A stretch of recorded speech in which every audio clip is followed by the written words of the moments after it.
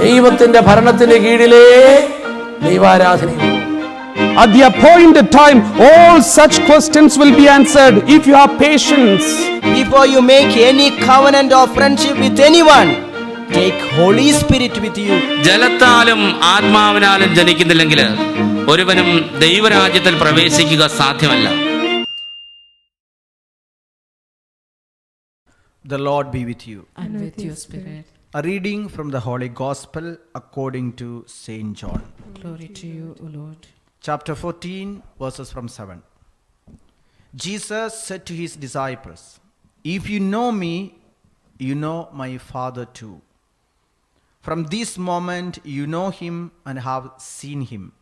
Philip said, "Lord, let us see the Father, and then we shall be satisfied." "Have I been with you all this time, Philip?" said Jesus to him, "and you still do not know me? To have seen me is to have seen the Father. So how can you say, 'Let us see the Father'? Do you not believe that I am in the Father and the Father is in me? The words I say to you, I do not speak as from myself. It is the Father living in me who is doing his work. You must believe me when I say that I am in the Father and the Father is in me. Believe it on the evidence of this work, if for no other reason. I tell you most solemnly, whoever believes in me will perform the same works as I do myself. He will perform even greater works, because I am going to the Father. Whatever you ask for in my name I will do, so that the Father may be glorified in the Son. If you ask for anything in my name, I will do it." The Gospel of the Lord. Praise to you, Lord Jesus Christ. Kindly be seated. Today's Gospel is speaking about Abba Father. Jesus is talking about Abba Father, and Sister Eugenia, a holy nun, got revelations about Abba Father, and Abba Father told the sister, "Call me as Father of all mankind." So the name of our Abba Father is Father of all mankind. And we read in the epistle today, that is the letter of the Acts of the Apostles, chapter 13 from 44, we have just read that Saint Paul realized that God's salvation is also being sent for the Gentiles. That means our God, this is Jeremiah 32:27. The Lord himself said, "I am the Lord, the God of all flesh.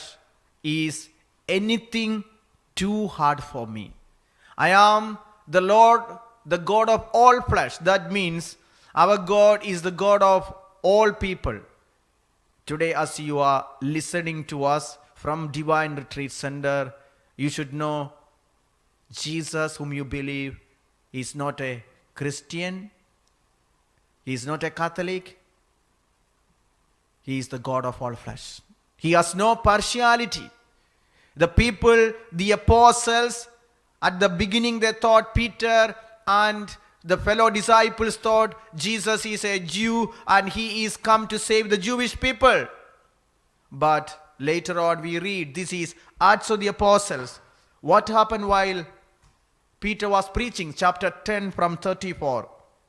Acts 10 from 34. Let's read together this word of God. Then Peter began to speak to them. "I truly understand that God shows no partiality." Verse 35. And the scripture says, "But in every nation, anyone who fears him and does what is right is acceptable to him." That means the Lord has no partiality. You may be a Hindu, a Muslim, a Jain, a Parsi. Maybe you have no religion. Maybe you are an atheist. You declare yourself that you no longer belong to any God. But the Lord Jesus is telling you, even if you don't belong to me, I belong to you. Even if you don't know that, my child, I am with you. Let's also read, and this is Ephesians chapter 3 verse 6, where the Lord is telling that he has made even the Gentiles the heirs. That is, the Gentiles have become fellow heirs, members of the same body, and sharers in the promise in Christ Jesus through the gospel. So every human person is participating in the power, in the ministry of Jesus Christ. We may know that the Jewish people are the descendants of Abraham, but through the death of Christ, what happened? Galatians chapter 3 verse 14, we should know, if possible, you can repeat this word of God. This is a very important revelation. In order that in Christ Jesus, the blessing of Abraham, might come to the Gentiles, so that we might receive the promise of the Spirit through faith. Through Christ, every blessing that was promised to Abraham is being transferred to every human person, irrespective of who they are, whatever may be their religion. As you listen to us through the social media, through TV, through internet, remember, the Jesus whom we preach is not a Jesus of Christians, but a Jesus who belongs to each and every human person. Because when Jesus was born, the angels from heaven sang a hymn. This is Luke 2:10. What was the hymn they sang? Here comes a good news. Is this a good news only for Christians or Jewish people? But the angels said to them, do not be afraid, for see, I am bringing you good news of great joy for all the people. It's not just for Christians or Catholics or those who are Jewish people. No, this is for all people. Remember, when Jesus was born, there was no Christians, there were no Catholics. When Jesus was dying on the cross, there was no Christians, my dear people of God. So he shed his blood for each and every one of you. I have to tell you, this testimony I heard from Father George Panakel, the superior of this Divine Retreat Center. He is the founder of the largest retreat center in India. This is the Divine Retreat Center in Muringur. So Father got the inspiration and he started to invite all the non-Christians to the Divine Retreat Center. And after every retreat, Father will announce that when you come for the next time, because there were Hindus, Muslims, non-Christians, different categories of people, not only Christians, they were coming to our Divine Retreat Center. And this was a center where the doors were open for all categories of people. So many Hindus got healed and they started to give powerful testimonies. And Father used to tell them, when you come next time, invite more people, bring more people. Maybe even the people belong to your religion, because Jesus has no religion. Bring them. So Father will, every time Father will ask, how many of you brought other people? Some people will lift their hands, and Father will ask those who brought one more person. Many people will lift their hand. 2 people, some more people. 5 people, 10 people. Most of the time, very few people bring others. Maybe just 1 or 2 people. And one day Father George was telling, and after the retreat, Father always sits for counseling. And one day Father George was sitting for counseling. He sits even late night. While he was sitting to give counseling to the people, he found one old lady. She came and she told Father, I brought some people. I know, Father, you are very tired. I know you will not have time to meet each and every one of them. Can you just come out of this room and just give a blessing to my people? Father, they are not Christians, they are Hindus. I brought them. So Father asked, are you a Christian? She said, no, even I'm not a Christian, I'm a Hindu. I got an experience. Jesus healed me, so I brought my people. So Father want to know how many are they? So Father just came out of his room. When he was checked, he was shocked. There were almost 200 people. Because in the retreat, there are over 5,000 people attend the retreat. So now there are 200 people brought by this poor woman. So Father called this woman. Father blessed all of them generally. And Father brought this woman again and asked her, how did you manage to bring these 200 people? Then this woman called Ammini, she said, Father, I'm a Hindu. But I came here for retreat 1 month back. Father, somebody told me that Jesus can heal. Father, I don't know how to read. I don't know how to write. I have never been to school. I'm born in a very poor family, and doctor said I have a kind of a cancer and I have severe back pain. I was very sick. I had no money for treatment. So somebody said Jesus gives free healing. So I came here. Father, Jesus healed me. I'm no more sick. I could not bend. I could not do any work. Now this last 1 month, I'm completely healed. Jesus healed me. And she said like this, Father, I am a Hindu. I don't know who was Jesus. I was never been baptized. I did not know about Christ. But Jesus touched me. Even though I was a Hindu, an unbeliever, a non-believer, a non-Christian, Jesus was so kind to me. So if I could taste Jesus, though I was not worthy, though I did not deserve it, because I was not even a Christian, I believed that this same Jesus who touched me can touch my people back in my village who are also not Christians. Because I came to know Jesus, if Jesus could heal me for not being a Christian, what about my people? I went to the village and I told them about Jesus because I could not control that joy that I had, the taste that I experienced, that Jesus was so good to me. He forgave all my sins and He died for me and He healed me freely. Father, I did not pay any money. He healed me. I went back to the village and I told my people, my Jesus healed me. They were very much, they all know about me. Then I told them, why can't you all come to me? You will all be touched by Jesus. But then they said, no, we just cannot come. We should know that this Jesus is really powerful. Is He really a miracle worker? We have somebody in the village. She's paralyzed for more than 20 years. If you ask your Jesus to heal that lady paralyzed, we may come with you. So the whole village came. She said to Father George, Father, I don't know how to pray. When I open my mouth, no prayer will come out because I was a Gentile woman. I was a Hindu. I did not know even how to pray. I don't know how to read and write. I have heard people praying, giving testimony, Father. Even I don't know how to give a testimony. But I felt love for Jesus. I know that Jesus is so good and He's inside me. And I went with the instruction of my villagers. I went to that house where that woman was laying on the bed for more than 20 years. Father, I did not know how to pray. I just stood in front of her and I started to pray, Lord Jesus, I know you cannot just stand when people suffer. I know that you feel the pain of people. Lord Jesus, see the way this daughter is laying. She's also your daughter. Can you please heal her? And she started to cry. Because she said, I don't know how to pray. I started to cry. I closed my eyes and I started to cry, feeling the same pain of this poor woman, paralyzed. After some time, I heard loud voice. Then I found that I opened the eyes and I found that lady is no more on the bed. She has already been woken up.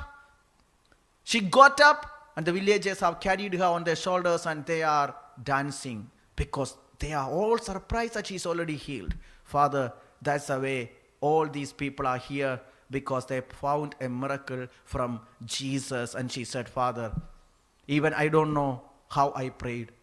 I can say, I did not pray. I cried. When I cried, my Jesus heard, and I believe that is the way I can pray. This is Romans chapter 8 verse 26, sisters and brothers. That is why this is the prayer of the Holy Spirit. Did you ever feel like crying when others are suffering, when people are not experiencing Jesus? There is no better prayer than a cry, than shedding tears. Likewise, the Spirit helps us in our weakness, for we do not know how to pray as we ought to.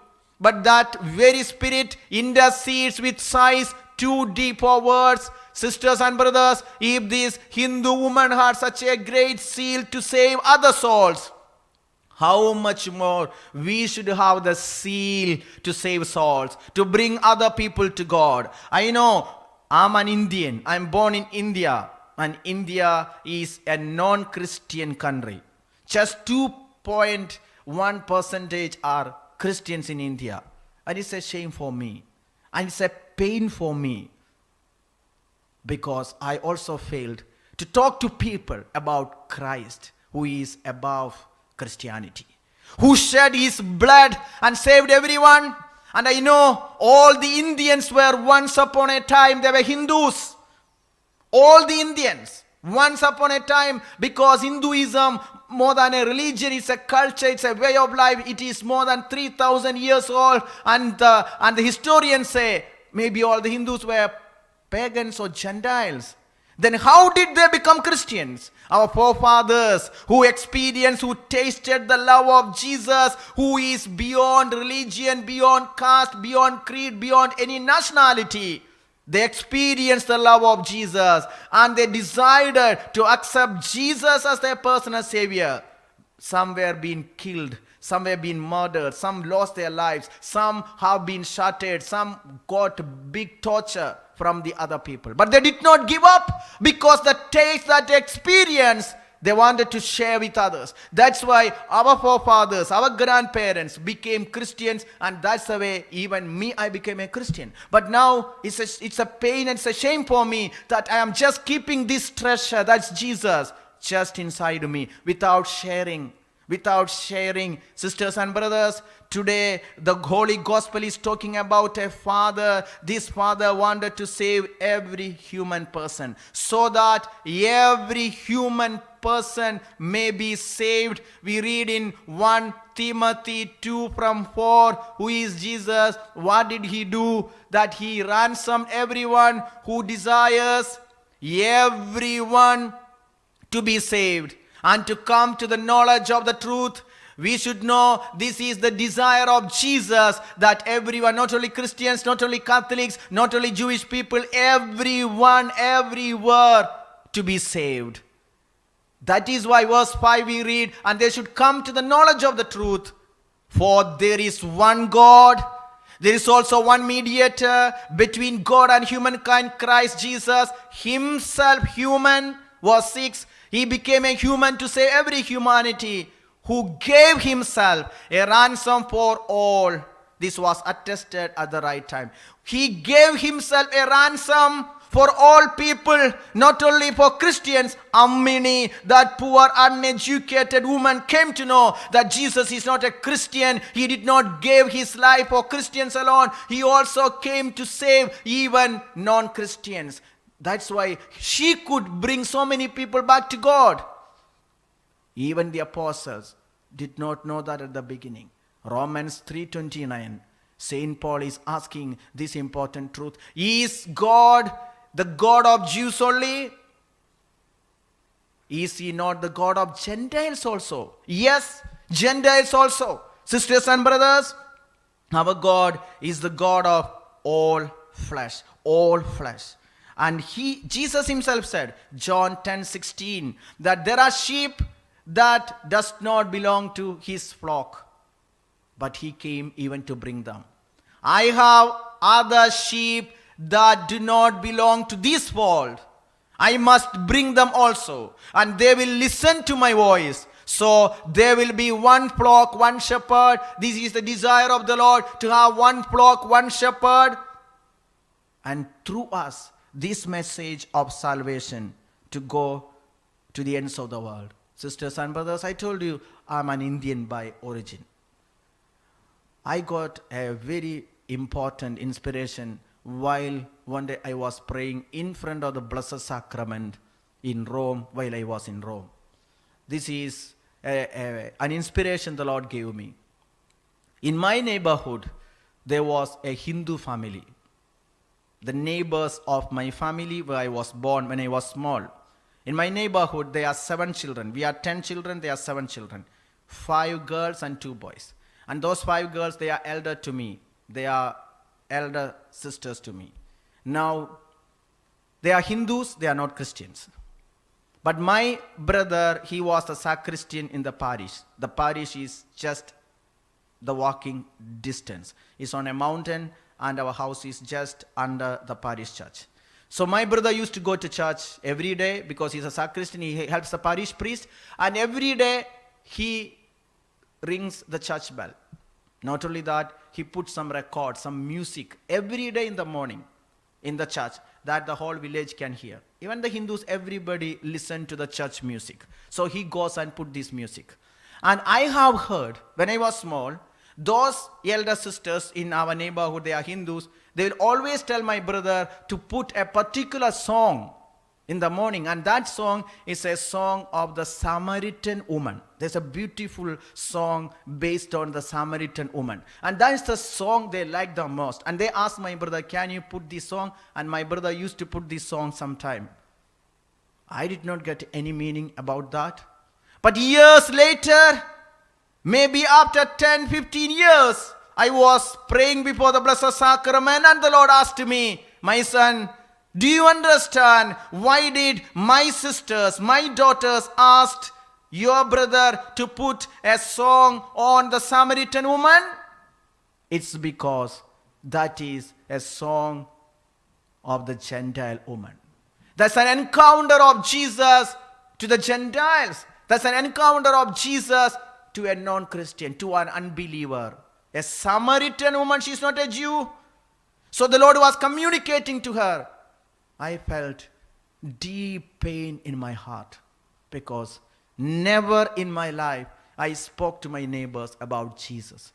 I could never tell them Jesus is not a Christian. You are also most welcome to our church. You are also most welcome to our parish. You are also most welcome to know who Jesus is.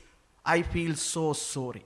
And I repented and asked the Lord, Lord, forgive me that I just took this great treasure just for myself. I did not share this treasure even to my neighbors who were Hindus.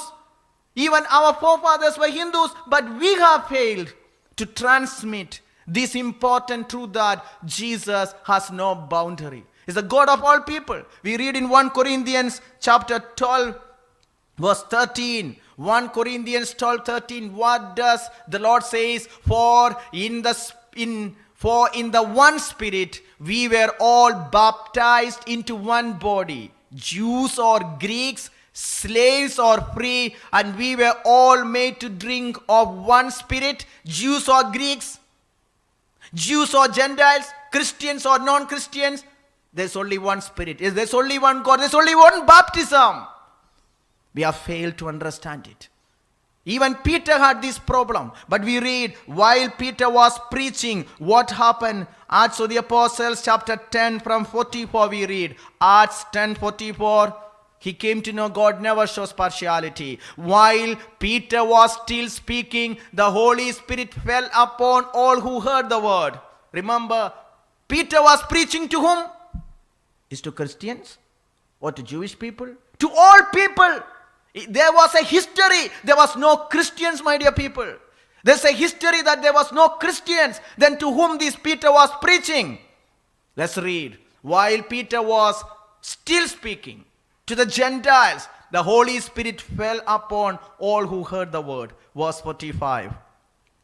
The circumcised believers, the Jewish believers who had come with Peter were astounded that the gift of the Holy Spirit had been poured out even on the Gentiles. Sisters and brothers, Holy Spirit has no partiality. Holy Spirit is not a private property of Christians. It is a property belonging to every human person. Anyone who desires, anyone who believes, anyone who has a thirst for the Holy Spirit. There is no distinction between Greek or Jew, free or slave, male or female. Holy Spirit is being given. Joel 2 from 29 we read, maybe you are a house helper, you are not baptized, you are a pagan, you are a Gentile, you are a Hindu, you are a Muslim, you are a Jain, you are a Parsi, you are a Sikh, you are a Punjabi. The Lord has no problem even on the male and female slaves. In those days, I will pour out my Spirit. Believe. As we are preparing for Pentecost, believe the nature and the character of our God. He has no partiality. He is the God of all flesh and He is hiding inside everyone. I have heard a powerful testimony of Om Prakash. He was born and brought up as a Hindu. He came to this divine retreat center in Ramsgate along with Father Daniel Puanathil. When he came for the retreat, this Om Prakash, he became John Paul. He got baptized. He became a Christian because of his wife her powerful prayer. His testimony is available on the YouTube, but his testimony really touched me because he was telling, I was a Hindu. I did not know who was Jesus. Even my wife was a Hindu. But how Jesus intervened in their life. That changed their life completely. Where Jesus, my dear sisters and brothers, transformed them. They were childless, and the Lord gave them the sign of giving a child. The Lord intervened in their life, and the Lord transformed their life completely and totally. My dear sisters and brothers, it's so important to know that our God wants to be known and worshipped. We read in Psalm, this is chapter 86, 8 and 9. We should all desire this important thing. Psalm 86, 8 and 9. There is none like you among the gods, O Lord. Nor are there any works like yours. All the nations you have made shall come and bow down before you, O Lord, and shall glorify your name. Do you have a desire that every knee shall bow and every tongue should confess that Jesus is Lord? Then only you will share this important truth that Jesus is the Lord of all creation. All creation. We should not be ashamed. We should not be ashamed. I have a testimony. This testimony is while I was in Nairobi, Kenya. I was traveling through the airport. And you know, when you check in the airport, you have to remove your jacket and you have to keep all the metal things on the tray as it is going through that scanning machine. So I was on the queue and I always carry a crucifix, a big crucifix that is bigger than this, a very big crucifix. And I always keep it above my jacket. I remove my jacket, keep it on the tray, and I keep my crucifix above my jacket. So this was being scanned. And of course, because it is a metal, it can make some kind of noise. So after it is come, that a police officer is a very tall, big, huge man. He took this crucifix and he asked me, what is this iron? He's asking, what is this iron taking my crucifix? I took that crucifix from him and I told him, this is not iron. This is a person. This is Jesus. He's real. He's my Savior. He changed my life. And I kissed the feet of Jesus 3 times in front of him. And I told him, he changed my life. I told him, I breathe Jesus, not oxygen. Because he changed my life. He's so good. He saved me. He's my God. So I carry him in my life. While I was talking, this tall, huge man, I saw him crying. Tears started to come. He was a Christian long time back. Baptized but never practiced his faith. Now long time back, he could see a crucifix. And he's just calling it an iron. Sisters and brothers, I could see that. He was touched. Immediately, I moved from there because otherwise I will miss my flight. But anyway, even an iron-hearted man, a rock-hearted person, a hard-hearted person will be transformed the moment you say the holy name of Jesus. The climate changes. The atmosphere changes. Everyone, everywhere will be changed the moment you witness Jesus. Sisters and brothers, if you don't speak about Jesus, who will speak about Jesus? We have committed so many sins. Even me, I myself have committed terrible sins. How can I come out of the sins? James chapter 5, 19 and 20 reveals to us how can we get out of, solve this sin. James 5, 19 and 20. The Holy Scripture is teaching us. My brothers and sisters, you can read this scripture with me as you read. If anyone among you wanders from the truth and is brought back by another, you should know that whoever brings back a sinner from wandering will save the sinner's soul from death and will cover a multitude of sins. Do you want your sins, your multitude of sins to be covered, to be forgiven? We have committed many sins. We know we cannot repair it. But how can we repair? Talk about Jesus. Tell that Jesus is God, He is Savior. He is not a Christian, but He came to save every human person. When you witness Christ, when you talk about Jesus, He Himself will witness you. Many of your problems, your sicknesses will be healed and will be solved Maybe you are in the hospital. Maybe you are a taxi driver. Maybe you are a nurse. Maybe you are a doctor. Maybe you are a health worker. Maybe you are just a cleaner. Maybe you are an engineer. Maybe you are just a kind of a traveler. Whoever you may be. Remember, you have a duty to talk about Jesus.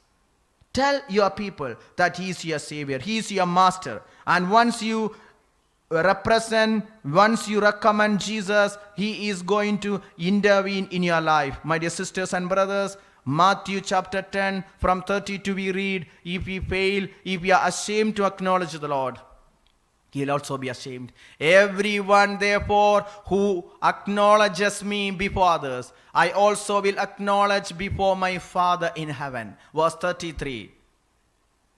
But whoever denies me before others, I also will deny before my Father in heaven. The Lord who has done so much for us, how much more we have to acknowledge Him. Let's kindly stand and let's ask the Lord for a new grace and a new heart to acknowledge Jesus, to declare that Jesus has come to save everyone. If I don't say that, who will say? Because I'm His mouthpiece. We are all His mouthpiece. He has no other mouth. He has no other tongue other than ours.